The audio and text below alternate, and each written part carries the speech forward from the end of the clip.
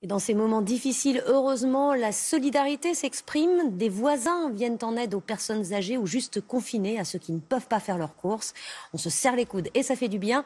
Illustration avec Catherine Rougerie et Baptiste Lègle. Confinés, mais soudés face au coronavirus.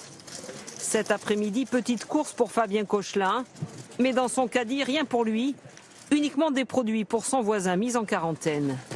C'est lui qui a dit qu'il préférait pas sortir de chez lui, donc il a demandé est-ce que je pouvais aller lui acheter à manger. Et bien sûr, j'ai dit oui, avec grand plaisir.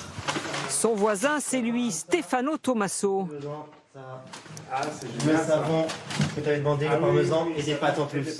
Son médecin lui a dit de rester chez lui après un voyage de 15 jours en Italie. Éviter le contact, c'est mieux. Et du coup, voilà, c'est super qu'il y ait quelqu'un qui me fait ça, entre Fabien, après Loulou parfois, notre gardienne. Donc c'est un binôme qui marche très bien.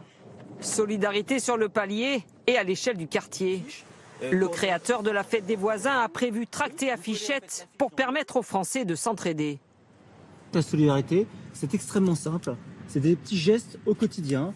Aller faire les courses pour une mamie âgée, promener son chien parce qu'elle ne peut pas sortir, aller chercher des médicaments. Voilà, des choses qui sont tellement simples et qui sont vitales pour les personnes âgées. C'est aujourd'hui très important. Récupérer et livrer des médicaments aux malades. Je te fais pas la bise, mais le cœur y est.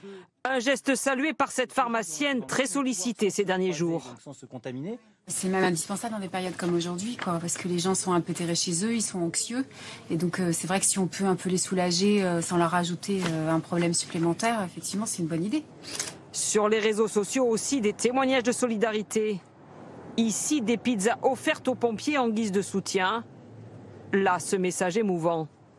Je viens de glisser un petit mot avec mon numéro de téléphone à une voisine de 80 ans en cas de besoin de course. Elle vient de m'appeler presque en larmes, tellement contente que quelqu'un ait pensé à elle.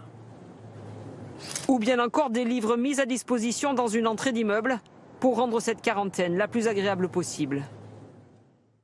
C'est la fin de ce journal, mais on continue de vous